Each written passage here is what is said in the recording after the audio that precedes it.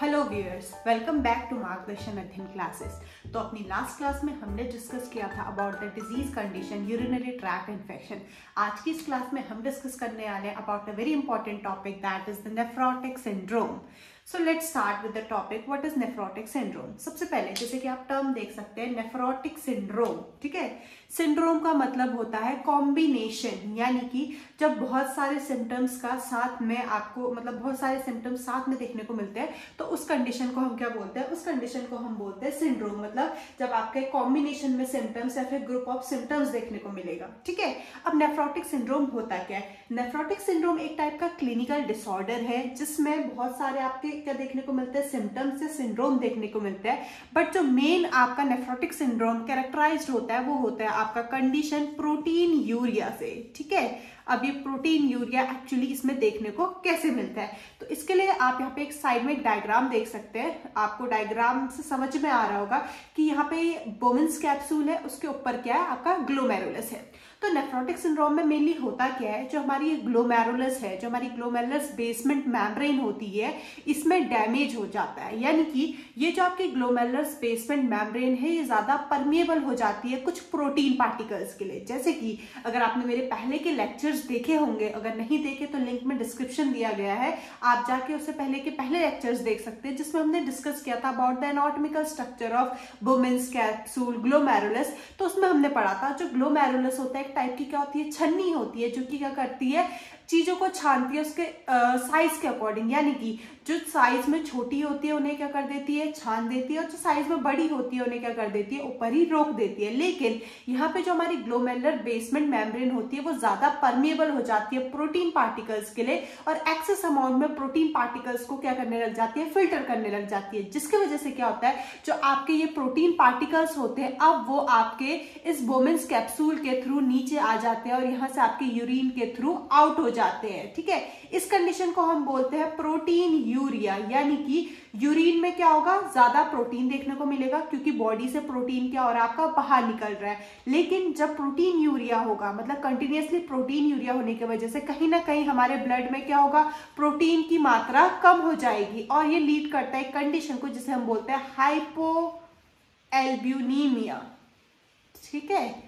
तो बेसिकली आपका क्या हो रहा है नेफ्रोटिक सिंड्रोम में, नेफ्रोटिक सिंड्रोम में जो आपकी ग्लोमेरुलर बेसमेंट मेम्ब्रेन है वो ज्यादा परमिएबल हो रही है प्रोटीन पार्टिकल्स के लिए, और क्या कर रही है, प्रोटीन पार्टिकल्स को फिल्टर आउट कर दे रही है, जिसकी वजह से यूरिन में ज्यादा प्रोटीन यानी कि प्रोटीन यूरिया देखने को मिल रहा है, और ब्लड में जो प्रोटीन की मात्रा है वो कम हो रही है, जिसकी वजह से हाइपोएल्ब्यूनीमिया देखने को मिल रहा है। आगे हम इसकी पैथोफिजियोलॉजी, डायग्नोसिस ये सब डिस्कस करेंगे, पर उससे पहले हम पढ़ लेते हैं थोड़ा सा प्रोटीन के बारे में, आखिर ये प्रोटीन होता क्या है, ठीक है।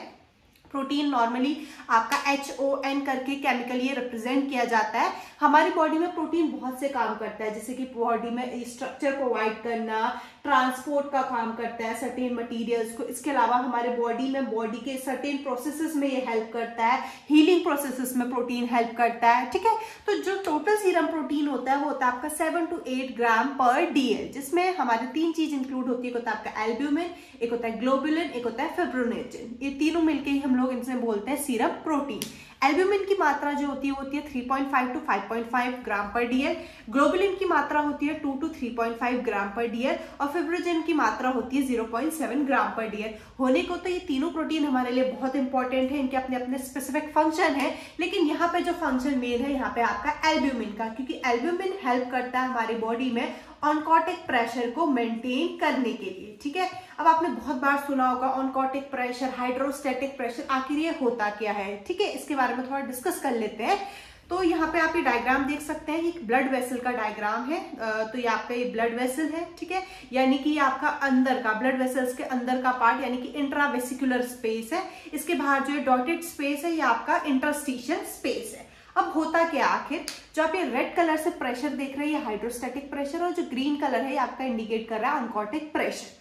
हमारे ब्लड वेसल्स के अंदर जो फ्लूइड है, जो प्रेशर एक्सर्ट करता है, जिसके वजह से इस ब्लड वेसल्स के थ्रू वो फ्लूइड लीक आउट होता है, यानी कि वो प्रेशर जो फ्लूइड को बाहर भेज रहा है उसको हम बोलते हैं हाइड्रोस्टैटिक प्रेशर। ठीक है, यानी कि हाइड्रो टर्म से क्या पता चल रहा है किस चीज से रिलेटेड है, वाटर या समथिंग आपका फ्लूइड से रिलेटेड है। तो हाइड्रोस्टैटिक प्रेशर का मतलब ही क्या हुआ, वो फोर्स जो कि एक्सर्ट किया जा रहा है जो फ्लूइड्स है वेसल्स के अंदर उनके द्वारा, जो कि क्या कर रहा है कैपिलरीज से बाहर प्रेस कर रहा है, बाहर भेज रहा है फ्लूइड को, उस फोर्स को हम बोलते हैं हाइड्रोस्टैटिक प्रेशर। इसके जस्ट अपोजिट में जो प्रेशर लगाया जाता है वो होता है ऑनकोटिक प्रेशर, जो कि यहाँ पे हमारे ब्लड में एल्ब्यूमिन पार्टिकल्स होते हैं उनके द्वारा लगाया जाता है। एल्ब्यूमिन पार्टिकल्स क्या कोशिश करते हैं, एल्ब्यूमिन पार्टिकल्स जो भी आपका फ्लूइड है आपकी कैपिलरीज के अंदर, आपकी ब्लड वेसल्स के अंदर, उन्हें क्या करने की कोशिश करते हैं, होल्ड करने की कोशिश करते हैं कैपिलरीज के अंदर, और एक फोर्स लगाते हैं just opposite to hydrostatic pressure, इसे हम बोलते हैं ऑनकोटिक प्रेशर। यानी कि जब जब ऑनकोटिक प्रेशर ज्यादा होगा तब तक हाइड्रोस्टैटिक प्रेशर कम होगा। ये एक दूसरे क्या होते हैं, इनवर्सली प्रोपोर्शनल होते हैं। हाइड्रोस्टैटिक प्रेशर और ऑनकोटिक प्रेशर एक दूसरे के इनवर्सली प्रोपोर्शनल होते हैं। अगर एक बढ़ेगा तो दूसरा घटेगा, अगर दूसरा घटेगा तो दूसरा बढ़ेगा। ठीक है, तो अगर क्या होगा, वैसे तो हमारा अगर ऑनकोटिक प्रेशर मेंटेन है तो एल्ब्यूमिन क्या करेगा, जो भी आपका फ्लूइड है उसको होल्ड करके रखेगा और ब्लड वेसल्स के अंदर, कैपिलरीज के अंदर आपका ब्लड अच्छे से फ्लो होगा। लेकिन अगर ऑनकोटिक प्रेशर कम हो गया तो हाइड्रोस्टैटिक प्रेशर बढ़ जाएगा और क्या करेगा, सारे फ्लूइड को बाहर क्या कर देगा, लीक आउट कर देगा, जिसके वजह से जो आपका फ्लूइड है वो आपके इंटरस्टिशियल स्पेसेस में क्या हो जाएगा, जमा हो जाएगा। और जो फ्लूइड जिसकी जगह एक्चुअल क्या थी, इंट्रावेसिकुलर स्पेस थी, अब वो इंटरस्टिशियल प्लेसेस में आ जाएगा तो क्या कॉज करेगा, आपका एडिमा कॉज करता है, जिसे हम लोग कॉमनली एनेस्कारा नाम से भी जानते हैं। तो ये आपका पूरा मैकेनिज्म है हाइड्रोस्टैटिक प्रेशर और ऑनकोटिक प्रेशर का, जिसमें आपका नेफ्रोटिक सिंड्रोम की जो हम डिजीज कंडीशन पढ़ेंगे बेसिकली इन दो प्रेशर से ही रिलेट करती है। तो आगे डिस्कस करते हैं अब हम इसके बारे में। अब आगे बढ़ते हैं नेफ्रोटिक सिंड्रोम की पैथोफिजियोलॉजी की तरफ। थोड़ा बहुत पहले ही हम इसके बारे में डिस्कस कर चुके हैं कि नेफ्रोटिक सिंड्रोम स्टार्ट कैसे कैसे हो रहा। अब थोड़ा हम लोग डिटेल में पढ़ लेते हैं। ठीक है, तो सबसे पहले क्या होगा, ड्यू टू कोई एटियोलॉजी की वजह से। अब आपका एटियोलॉजी क्या हो सकती है, एटियोलॉजी कोई ऑटोइम्यून डिसऑर्डर हो सकता है, कोई इन्फ्लामेशन हो सकता है। ठीक है, कोई भी बॉडी में इन्फ्लामेशन हुआ या फिर कोई भी क्या हुआ, ऑटोइम्यून डिसऑर्डर हुआ। ठीक है, इसके वजह से क्या हुआ, इन सब कोई भी कॉजेस की वजह से जो आपके रीनल ग्लोमेरुलर बेसमेंट मेम्ब्रेन है उसमें डैमेज हो गया।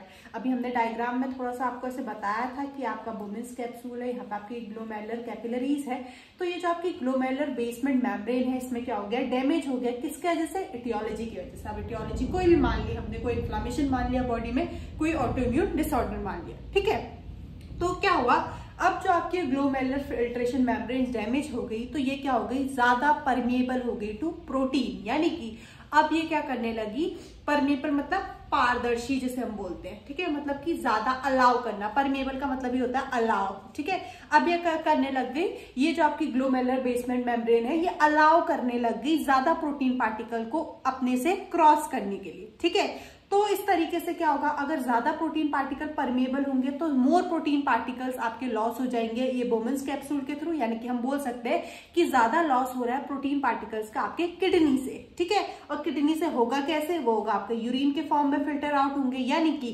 प्रोटीन है वो यूरिन के फॉर्म में फिल्टर आउट हो रहा है, यानी कि प्रोटीन आपका यूरिन से निकल रहा है। तो इस कंडीशन को हम बोलेंगे प्रोटीन यूरिया, जो कि आपका बहुत इंपॉर्टेंट और महत्व आपका सिम्टम है आपका नेफ्रोटिक सिंड्रोम का। ठीक है, अब क्या हो रहा है, आपकी बॉडी से अगर कुछ चीजें निकल रही है तो बॉडी में उसकी कमी होगी ना। जैसे समझ लो, अगर आपको लगातार क्या हो रहा है, लूज मोशंस हो रहे हैं तो बॉडी से पानी निकल रहा है तो बॉडी डिहाइड्रेटेड होगी। तो उसी तरीके से क्या हो रहा है, यहाँ पे प्रोटीन यूरिया हो रहा है, यानी कि प्रोटीन बॉडी से यूरिन से बाहर निकलते जा रहा है तो बॉडी में उसका लेवल क्या होगा, ब्लड में उसका लेवल कम हो जाएगा। तो यहाँ पे एक कंडीशन कॉज होती है, हम बोलते हैं हाइपोएल्ब्यूनीमिया, यानी कि ब्लड में प्रोटीन की मात्रा कम हो गई है।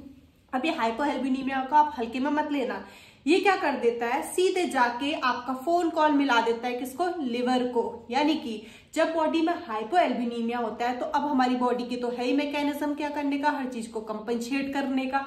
तो बॉडी क्या करती है, कंपनसेट करने के लिए हाइपोएल्ब्यूनीमिया को लिवर को स्टिमुलेट करती है। और लिवर स्टिमुलेट जब होता है तो अब लिवर क्या करता है, खुद भी कोशिश करता है। अब लिवर वो सोचता है कि अब मुझ पे क्या दे दी गई है, जिम्मेदारी दे दी गई है, तो अब मुझे क्या करना है, प्रोटीन का सिंथेसिस करना है। तो हमारे लिवर के पास पहले से स्टोर होते हैं लाइपोप्रोटीन। ठीक है, नाम से पता चल रहा है आपको, लाइपोप्रोटीन, यानी कि जो कि लिपिड और प्रोटीन से मिलके बने हुए हैं। ये हमारे लिवर ने पहले से स्टोर किए रहते हैं इमरजेंसी सिचुएशन के लिए। तो लिवर स्टिमुलेट होता है और इन लाइपोप्रोटीन को ब्रेक कर देता है। अब जो लाइपोप्रोटीन का प्रोटीन था वो तो बॉडी में यूज हो गया, जो हाइपोएल्बिनीमिया की कंडीशन थी उसको क्या कर दिया आपके लिवर ने, सही कर दिया, और प्रोटीन बॉडी द्वारा यूज हो गया। लेकिन मुफ्त में उसने एक गिफ्ट दे दिया जिसे हम बोलते हैं लिपिड। अब क्या हुआ, बॉडी में किस चीज की जरूरत थी, बॉडी में जरूरत थी प्रोटीन की, तो वो तो कंपनसेट होगी, लेकिन बॉडी ने लिपिड तो नहीं मांगा था ना, वो तो एक्स्ट्रा गिफ्ट देके चला गया। तो अब ये लिपिड की मात्रा हमारी बॉडी में बढ़ जाती है और कंडीशन को लीड करती है हाइपरलिपिडीमिया, जो कि एक और इंपॉर्टेंट कैरेक्टरिस्टिक होता है नेफ्रोटिक सिंड्रोम का। साथ ही साथ दूसरी तरफ जो आपको अभी हमने डिस्कस किया थोड़ी देर पहले, ऑनकोटिक प्रेशर और हाइड्रोस्टेटिक प्रेशर, उसका मामला गड़बड़ा रखा है। यहाँ पे हाइपोएल्बिनीमिया, आपको जैसे कि बताया गया था कि एल्ब्यूमिन आपका ऑनकोटिक प्रेशर मेंटेन करने के लिए बहुत इंपॉर्टेंट है। अब आपका एल्ब्यूमिन की मात्रा जब कम होती है तो आपका ऑनकोटिक प्रेशर डिक्रीज होता है। ऑनकोटिक प्रेशर के डिक्रीज होते ही हमारा हाइड्रोस्टेटिक प्रेशर इंक्रीज हो जाता है, और हाइड्रोस्टेटिक प्रेशर आपको पता है वो क्या करता है, फ्लूइड को लीकेज में हेल्प करता है, यानी कि फ्लूइड को बाहर भेजने में हेल्प करता है। तो वो ब्लड वेसल से फ्लूइड को क्या करेगा, बाहर प्रेशर करके बाहर भेजेगा, और कहाँ भेजेगा, इंटरस्टिशियल स्पेसेस में भेजेगा। जब फ्लूइड ब्लड वेसल से, यानी कि इंट्रावेसिकुलर स्पेस से, ये आपकी ब्लड वेसल्स थी, ठीक है, ये आपकी वेसल्स थी, अब यहाँ से फ्लूइड कहाँ जा रहा है, यहाँ जा रहा है, यानी कि ये कौन सा जगह आपका इंटरस्टिशियल स्पेसेस है।